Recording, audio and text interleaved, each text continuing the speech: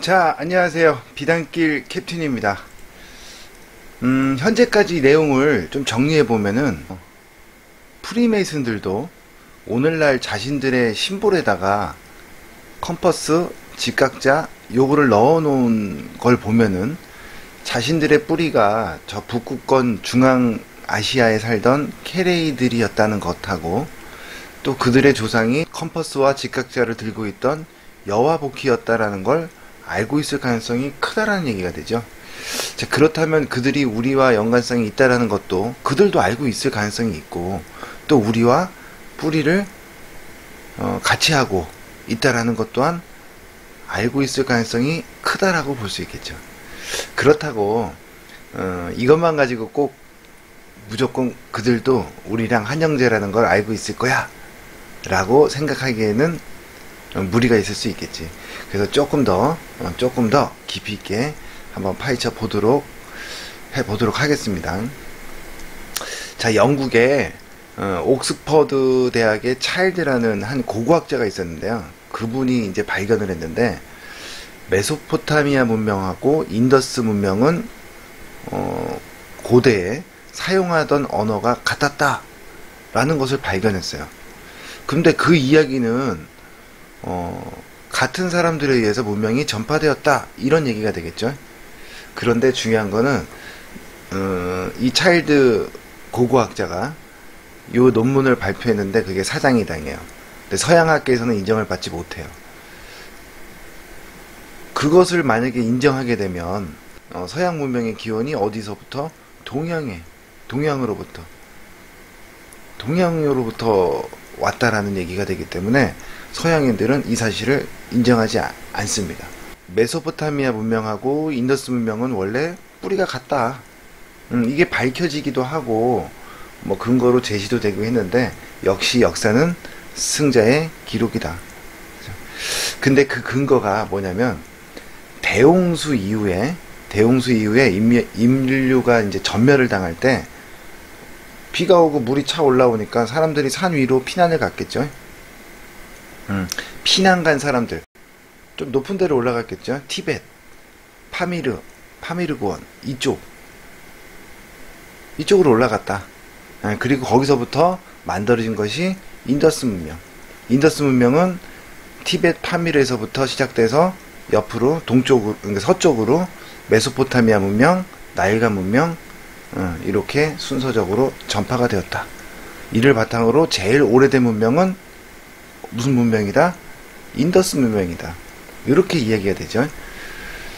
그 근거로 이 문명을 전파한 사람들의 언어가 이것도 많은 학자들에 의해서 인정받지는 못하죠. 당연히 문명 자체가 인더스 문명이 제일 오래된 문명이다 라고 해버리면 안 되니까 서양 학자들 입장에서 뭐냐면 언어가 이 문명을 전파한 사람들의 언어가 알타이어 언어였던 것으로 추정이 되는데 그랬기 때문에 구약 성경의 내용하고 수메르의 길가메시 서사시랑 닮아 있는 게 아닌가. 자, 그런데 수메르는 어디예요? 그러면 수메르는 어디에서 온 거예요? 동방에서 온 거죠. 동쪽에서. 즉 파미르에서부터 온 거죠. 그 앞에 얘기했던 근거들을 따지면 파미르에서 온 거고요. 언어는 수메르 언어에서 페니키아 언어로 갈라졌고요. 페니키아에서 히브리 언어가 갈라진 게 아닌가, 이런 추정이 가능하죠. 수메르 언어에서 페니키아 언어로 수메르, 페니키아, 그리고 다시 무슨 언어로? 히브리어. 요렇게 순서로 갈라져서 시대적으로 움직였던 게 아닌가, 이렇게 생각이 되는 거죠. 그래서 유대교의 천지창조 신화가 앞편에서 얘기했지만 고대 중앙아시아의 천지창조 신화하고 유사할 수밖에 없는 이유가 여기 있지 않나. 파미르에서 여화가 서쪽으로 움직였죠. 수메르, 페니키아, 이런 식으로 옆으로 서쪽으로 움직이면서 그 언어도 시대가 바뀌면서 변한 게 아닌가라고 생각이 되는 거죠. 그러면 언어가 그렇게 바뀌었다는 건 뭐예요? 사람들조차 수메르인들이 파미르에서 왔고요. 파미르에서 수메르로 왔고요. 수메르에서 페니키아, 그지? 이런 개념인 거죠. 수메르인들이 파미르에서 왔고, 수메르에서 페니키아가 갈라졌고, 페니키아에서 히브리인들이 갈라진 게 아닌가.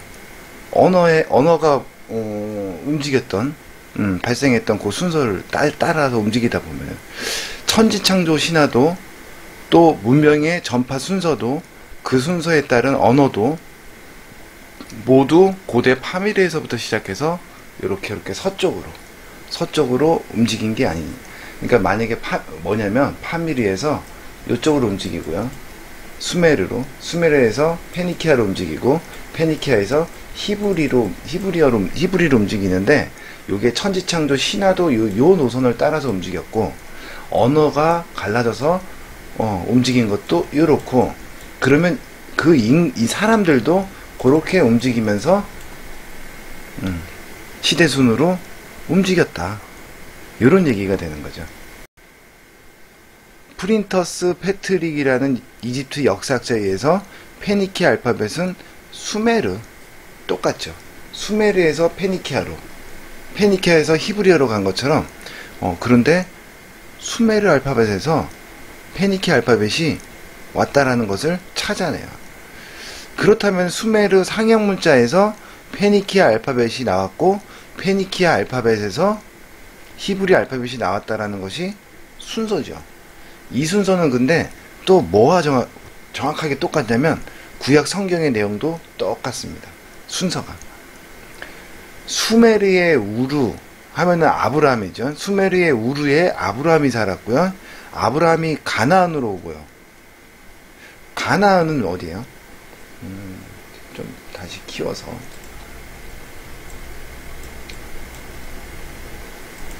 수메르의 우루에서 아브라함이 살았고 아브라함이 가나안으로 오고요. 가나안에서 애굽으로 이집트로 들어가고요. 이집트에서 출애굽해갖고 다시 가나안으로 오죠. 수메르에서 수메르 언어 그 다음에 이쪽으로 가나안 땅으로 페니키아 언어 페니키아는 저희 가나안은요 페니키아인들이 활동 부대였죠. 가나안은 페니키아인들의 활동 부대였다. 그리고 이집트로 들어가요. 이집트로 들어갔다가 다시 출애굽해서 다시 가나안으로 오죠. 그러면서 히브리 언어가 요게 연대가 똑같아. 연대가 똑같이 움직여. 언어와 사람들이 움직인 거 요거하고 구약 성경에 나왔던 일들이 같이 움직인다. 그러면 근거가 조금 더 확실해지는 거죠. 그러면 이스라엘 사람들의 기원은 어딜까? 도대체 이스라엘 사람들의 기원. 여기서부터 이제 되게 중요한 사람들이 나오는데 힉소스인이다 라는 주장이 많이 펼쳐집니다. 힉소스인. 유태인들은 자기들도 힉소스인들을 뭐 적대시하거나 그러지 않고요. 오히려 우리의 형제다라고 이렇게 불렀어요. 이집트 벽화에 보면은 힉소스인들의 모습을 어떻게 표현을 해놨냐면 동양인으로 돼 있어. 동양인처럼 표현이 돼 있어요. 그 그림을 한번 볼까요? 이런 모습이에요. 힉소스인들이 이런 모습이었어. 이거는 페르시아나 서양인이나 이런 모습이 아니라 누가 봐도 검은 머리에 눈이 쪽 찢어지고 그냥 동양인이죠. 힉소스인들은 동양인이었다. 동양인인데 어느 쪽이에요? 이것도 힉소스인이거든요. 어느 쪽이에요? 광대뼈도 툭 튀어나오고 여기 보면은 중앙아시아잖아. 딱 생긴 게 터키계처럼 보이기도 하고 완전 동양계처럼 보이기도 하고요. 이렇게 생긴 사람들은 중앙아시아에 많이 포진되어 있죠. 힉소스인들은 중앙아시아인이었을 가능성이 크다. 그런데 유태인들이 형제라고 불러요. 고대 힉소스인들을 보고. 만일 유태인들하고 힉소스인들이 같은 혈연관계에 있었다면 고대 유태인들의 모습은 어떤 모습이었을까요? 지금 서양 사람들이 그려놓은 금발의 머리 쫙 해갖고 서양인의 모습, 그지? 그거는 적어도 아니었을 가능성이 크지. 하다못해 중동 사람들의 페르시아 쪽에 그쪽의 사람들의 모습이거나 아니면 동양인들과 섞인, 동양인의 모습과 섞인 뭐 그런 모습이지 완전 백인의 서양인의 그런 모습은 아니었을 가능성이 크죠. 승자의 역사지. 예수의 모습조차도 자기들의 모습처럼 그려놓은 거죠.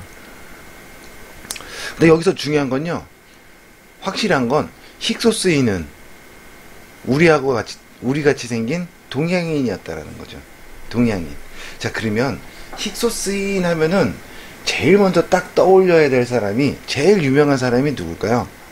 힉소스인 하면 제일 먼저 떠올려야 될 유명한 사람. 자, 요 사람입니다. 요 사람인데 아케나톤이라고 하는 사람인데요. 이 사람은 뭐 이집트의 파라오였죠. 파라오였는데 요렇게 생겼어요. 요렇게 생겼어요. 생긴 걸 보면요, 광대뼈도 뚝 튀어나오고 누가 봐도 눈도 쭉 찢어지고, 이 옆에 있는 네페르티티는 왕비고요. 와이프고, 요 사람이 힉소스인이야. 누가 봐도 동양인이에요. 그죠? 누가 봐도 동양인이다.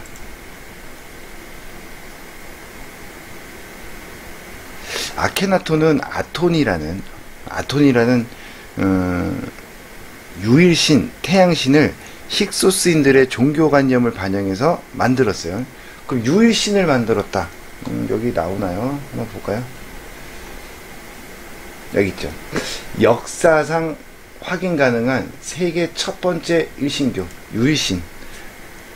태양신을 만들었는데, 유일신으로 만들었기 때문에 이게 뭐다? 어떻게 보면 유일신은 기독교의 산물이잖아요. 나 외에 다른 신을 두지 말라. 근데 그거보다 더 먼저 기록되어 있는 걸로는 유일신을 제일 먼저 만들기. 뭐 어떻게 보면 기독교의 창시자? 기독교 이전에 뭐 그런 개념이라고 보시면 되겠죠. 유일신 개념을 처음으로 만들어서 전파시킨 사람이 바로 이 아케나톤이라는 사람입니다. 힉소스인들의 이집트 침략. 힉소스인들이 어디서 쳐들어왔느냐? 그걸 보면 어느 쪽일까요? 이쪽에서 쳐들어왔어요. 이스라엘 땅에서, 이쪽에서 이렇게 쳐들어왔어요. 이스라엘 쪽에서 살았던 사람들이 누구였어요? 여기 주 활동 부대였다고 아까 얘기했던 사람들이 페니키아인. 페니키아. 그리고 어디요?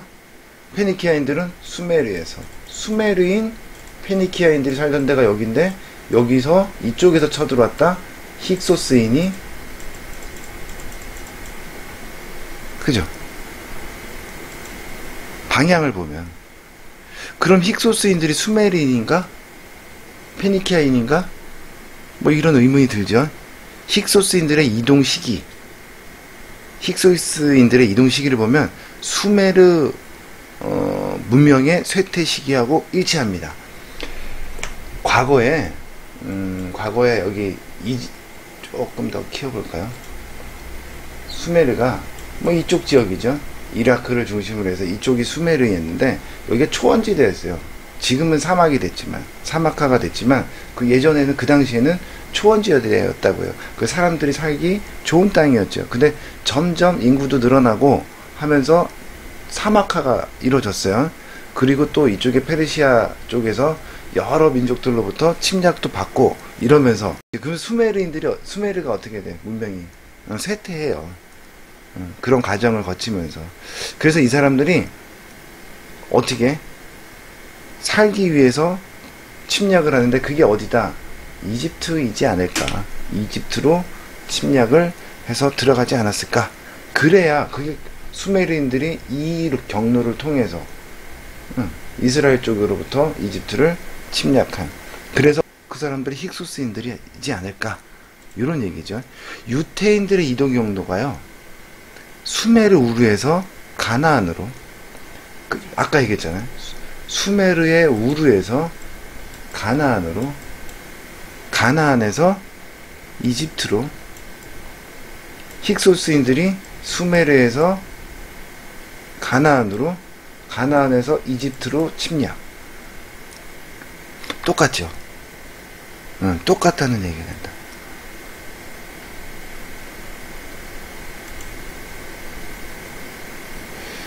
힉소스인들은요, 자기들의 지도자들을 세파드킹이라 그래갖고 목자라고 불렀어. 근데 우리 성경에 보면은 목자라는 단어가 상당히 많이 나오죠. 목자가 많이 나와. 목동이죠, 목동. 유목민족들이 사용하는 단어야. 근데 성경에 많이 나와요. 힉소스인들이 성경에도 영향을 줬다라고 밖에 볼 수 없는 대목이지. 그죠? 그런 예수님의 모습은 우리가 알고 있는 모습이 아닐 가능성이 크다. 그죠? 적어도 서양인들이 그려놓은 백인의 모습은 아닐 가능성이 크다. 음모론을 갖다가 음모론으로 한번 부셔보자 라는 생각에서 이제 시작했는데, 음모론도 뭐 근거가 어느 정도는 있어야 먹힐 거 아니에요. 그죠? 음모론에 나오는 것처럼 가짜 유태인들이 갑자기 띡 하고 어디서 나타난 것이 아니라 이미 카자르 유태인은 거는 카자리아에 살던 사람들이 카자르인이잖아요. 카자르 유태인이 고대부터 존재했다는 거죠. 우리가 앞편에서 계속 공부했던 것이. 그걸 증명하는 것이 바로 뭐다? 다른 거 다 집어치우고서라도 우리나라에 있던 기자조선, 카자르 주장, 그죠? 기자조선이 이미 존재를 했었던 거고요. 우리 한민족이 유태인과 연결되어 있다는 이야기가 나오던 당시는 고대 유태인들, 그때죠. 고대 유태인이라는 이야기가 나오던 시절에 이미 우리나라엔 카자르라는 명칭이 존재했다라는 거예요. 근데 하지만 서양인들이 우리 극동지방, 그죠? 이쪽에 우리나라까지 잘 몰랐어. 그 당시에는. 그래서 파미르에서부터 서쪽으로 이주한 카자르인들만 보고서 15세기 카자르인 유대서를 이야기한 것이 아닌가. 그 이전에 이미 우리나라 쪽에도 있었지만 그쪽은 잘 몰랐기 때문에 그런 게 아닌가. 근데 현재, 그 당시에는 그랬지만 이제는 많이 밝혀지고 얘기가 되고 있죠. 그죠? 이미 그 사람들은 고대부터 존재했었고요. 이 사람들이 중앙아시아를 기점으로 메소포타미아, 중동, 한국 등으로 사방으로 왔다 갔다, 그죠? 메소포타미아에서 중동을 거쳐서 한국 뭐 이렇게 왔다 갔다 교류를 했기 때문에 이 뿌리가 연결되어 있는 것이다. 그럼 결과가 뭐예요? 세파르트 유태인하고 아슈케나지 유태인은 별개가 아니지. 같은 거야, 같은 거. 근데 다만 뭐가 다를까요? DNA를 이제 보면은 조금 다를 수가 있겠죠. 그 왜 그러냐면, 한쪽은 카자리아라는 나라가 멸망하면서 유럽 쪽으로 끌려갔고요. 한쪽은 중동 쪽으로 해갖고 이렇게 내려왔고요.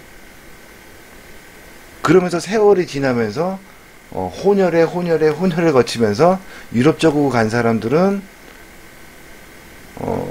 노랑머리에 파란 눈을 했을 거고, 그죠?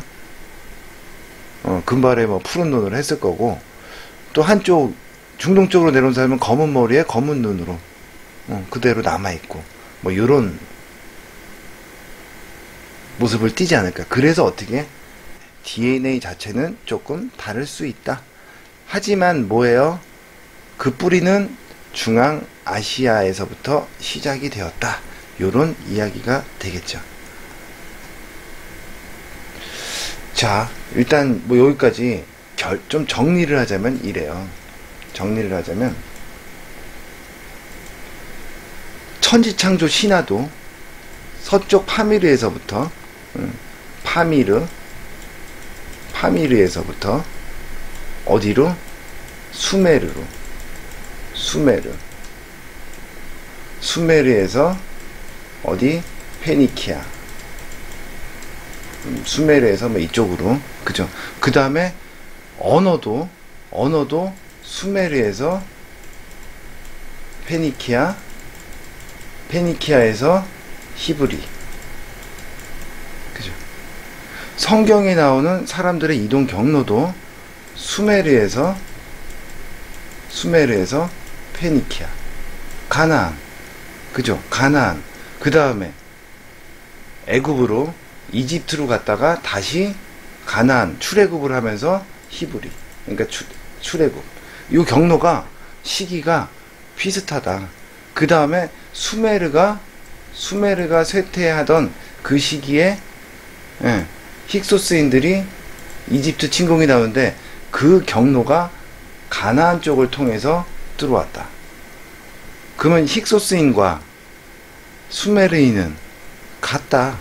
자꾸 이제 언어나 사람들이 파생이 되어서 점점 시대별로 파생이 되어서 그렇게 움직였는데 결국에는 그 사람들은 다 똑같은 어디서 온 파미르에서 온 중앙아시아인들이 가능성이 높다. 그러면 이 사람들은 전부 우리와 가깝다. 이런 얘기가 되죠. 이제 앞으로 뒤편부터 다음 편부터 나오는 것들이 정말 재밌고 진짜 좀 흥미로운 얘기들이 많이 나옵니다. 지금까지는 막 역사 얘기고 모르는 단어들이 나오고 막 그래서 조금 지루하고 그랬는데 이제부터가 진짜 재미있는 결론에 도달해서 들어가는 그 시점이라고 보시면 될 것 같아요. 네, 다음 편에서 뵙도록 하겠습니다.